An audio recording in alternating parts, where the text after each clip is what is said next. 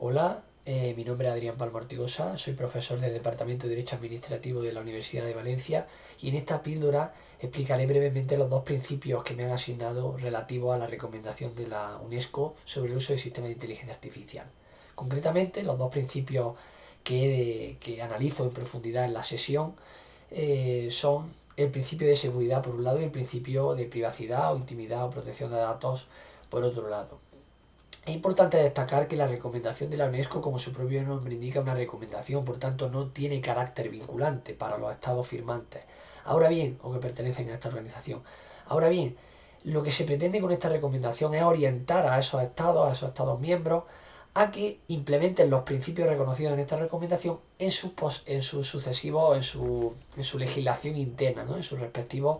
ordenamientos jurídicos. Por lo que se refiere a estos dos principios, es decir, el de seguridad y el de protección de datos, es importante destacar que sobre todo en materia de protección de datos ya existe un ordenamiento jurídico, existe una serie de normas que potencian la protección o implementan la normativa de protección de datos, precisamente el uso del sistema de inteligencia artificial, mientras que en la seguridad, pese a que no exista una regulación muy prolija sobre esta materia, también existe una normativa aplicable. Centrándonos por lo que se refiere a la protección de datos, es importante indicar que la normativa de protección de datos adopta un enfoque neutral con relación a las diferentes tecnologías, es decir, no regula específicamente la inteligencia artificial, simplemente es que aquellos tratamientos de datos presentes durante el ciclo de vida de los sistemas de inteligencia artificial, donde se traten datos personales, como es lógico, la normativa de protección de datos se aplicará. En este sentido, es importante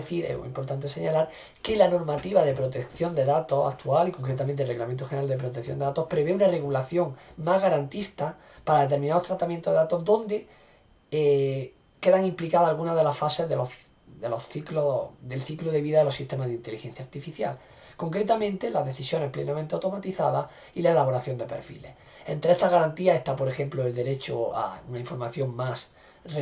informar específicamente o explícitamente sobre estos tratamientos, la posibilidad de revisar las decisiones que adopten los sistemas, la posibilidad de solicitar la presencia humana durante ese proceso automatizado, pero a pesar de que esa regulación específica para estos concretos tratamientos, hay que indicar que para el resto de decisiones automatizadas que se adopten por sistemas de inteligencia artificial, como puede ser una decisión parcialmente automatizada, la normativa de protección de datos también se aplica. Se aplican las medidas de responsabilidad activa, por ejemplo, la evaluación de impacto, la privacidad del diseño, se aplica, como es lógico, los principios en materia de tratamiento de datos, que no dejan de ser las reglas del juego, es decir, cómo los responsables del tratamiento deben tratar los datos. Esto hay que aplicarlo también al contexto del diseño y desarrollo de sistemas de inteligencia artificial. Y por otro lado, el conjunto de derechos, es decir, toda una serie de derechos que se reconocen a los titulares de los datos cuando se usan sistemas de inteligencia artificial. Por lo que se refiere a la normativa en materia de seguridad, es importante destacar que estas normas, el objetivo principal a la que debe ir encaminado básicamente este tipo de normas, son, por un lado, a desarrollar sistemas que sean lo más robustos posible, es decir, prever y evitar ataques a los sistemas de inteligencia artificial, y en otros casos establecer herramientas que su principal objetivo sea detectar posibles ataques y en su caso notificarlo en caso de que efectivamente se generen determinados daños. En este sentido podríamos decir que hay dos tipos de ataques generalmente a los sistemas de inteligencia artificial. La posibilidad de atacar a los datos, el llamado envenenamiento de datos, es decir, en la fase del diseño se puede, entre comillas, diseñar un sistema ya que presente problemas o atacar directamente a los datos o a la base de datos que se utilizan para desarrollar los sistemas, y posteriormente también atacar al propio algoritmo, al propio sistema, ¿no? Por ejemplo, a través de sistemas, por ejemplo, la llamada tecnología inversa. Es decir,